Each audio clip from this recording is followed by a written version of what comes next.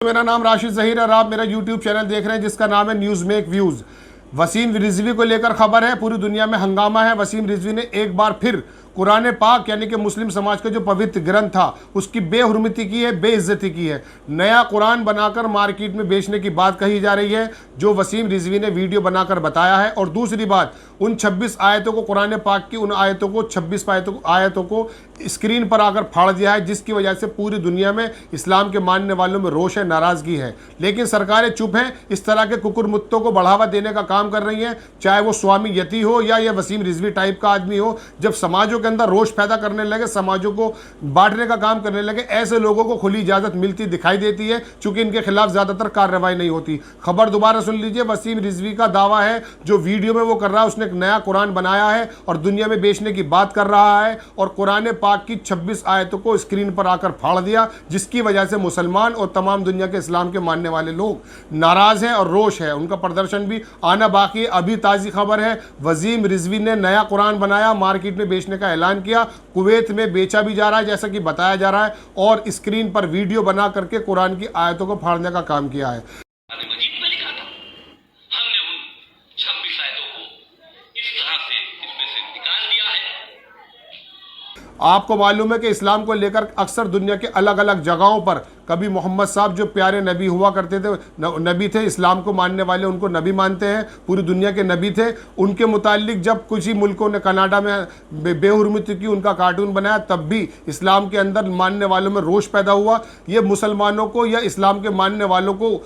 Aggressive करने की कोशिशें होती हैं। किसकी शय पर होती है इसका कोई ऑथेंटिक रिपोर्ट तो है नहीं, लेकिन उसके बावजूद भी कुरान पाक जो इनका किताब है मुस्लिम समाज की, उसको स्क्रीन पर आकर फाड़ना और नया कुरान बनाना, ये इतना बड़ा जुर्म मुसलमानों के नज़दीक है कि पूरी दुनिया के अंदर बवाल आने की उम्मीद है और मुसलमान सड़कों पर भी आ सकते हैं और प्रदर्शन पहले की तरह हो सकता है। कनाडा हो या दूसरी जगह हो, जब भी इस्लाम के मानने वालों पर या उनके नबी पर, किताब पर जब कोई बात आती है तो अक्सर मुसलमानों की बेइज्जती की जाती है, इस्लाम को बेइज्जती की जाती है, जिसकी वजह से मुसलमान अक्सर परेशान रहते हैं। और यही एक नाजुक इशू है जिसको अक्सर कभी वो स्वामी यति उठाता है या वसीम रिजवी जैसे लोग उठाते हैं, लेकिन इनके खिलाफ कार्रवाई ना होने की वजह सिर्फ ये है कि शायद समाज के अंदर ये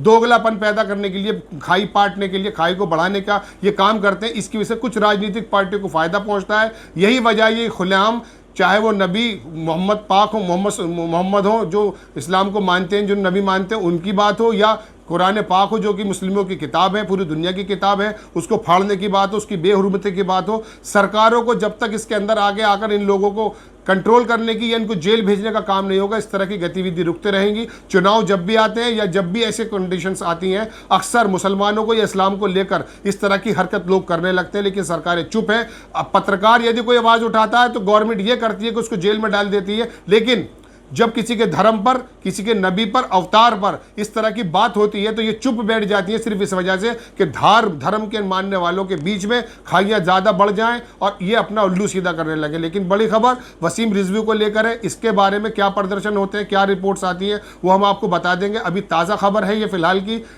वसीम रिजवी ने कुरान हकीम नया बनाया, जो 1400 साल की हिस्ट्री में, जब से ये कुरान पाक दुनिया में आया है तब से अभी तक किसी की हिम्मत ये नहीं हुई है कि इस कुरान पाक में ज़ेर या ज़बर यानी कि छोटा मोटा सूक्ष्म भी कोई चेंजेस कर सके। चूँकि मुस्लिम मत का मानना यह है कि ये जो कलाम है, ये जो किताब है, ये जो आयतें हैं, ये आसमानी है और अल्लाह ने सीधा दुनिया में उतारी है इंसानों के लिए, इसके अंदर कोई भी चेंजेस नहीं हो सकते। लेकिन वसीम रिजवी ने वो काम कर दिखाया जो 1400 साल तक अभी तक किसी ने नहीं किया। कुरान पाक को नया बनाकर मार्केट में बेचने की बात वो कर रहा है, वीडियो बनाकर मुसलमान को, इस्लाम को बेइज्जत करने की बात कर रहा है और स्क्रीन पर आकर उन 26 आयतों को फाड़ने का काम किया है, जिसका रोष मुसलमानों में है। और वो किस तरह से निकलता है तो आने वाला वक्त बताएगा। लेकिन वसीम रिजवी ने एक नया शोशा छोड़ दिया। ये वसीम रिजवी वही है जिसने अभी परसों 3 या 4 रोज़ पहले इस पर एक बलात्कार का आरोप लगा, अपने ड्राइवर की पत्नी के साथ ये काम कर रहा था। लेकिन इन सारे आरोपों को धत्ता बताते हुए, चाहे वो पहले जब ये शिया वक्फ बोर्ड का चेयरमैन हुआ करता था,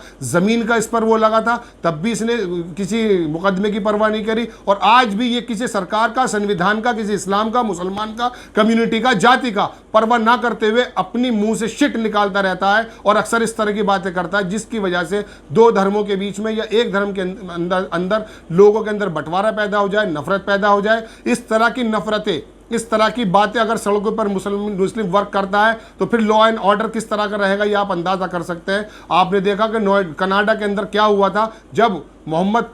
सल्लल्लाहु अलैहि वसल्लम की एक तस्वीर बना दी गई थी तो वहाँ पर एक मर्डर कर दिया गया था, जिसके बाद पूरी दुनिया के अंदर कंडेम हुआ और वहाँ पर लोगों को, एक ट्रक ड्राइवर ने एक मुस्लिम परिवार को भी कुचल दिया था। इस तरह की हरकतें होती हैं, इनको रुकना ज़रूरी है। सरकारों का काम है, कानून का काम है, और सरकार किस तरह से इसमें एक्शन लेती है ये देखने वाली बात है। लेकिन बड़ी खबर वसीम रिजवी को लेकर है, उसने फिर दोबारा से कुरान पाक में 26 आयतें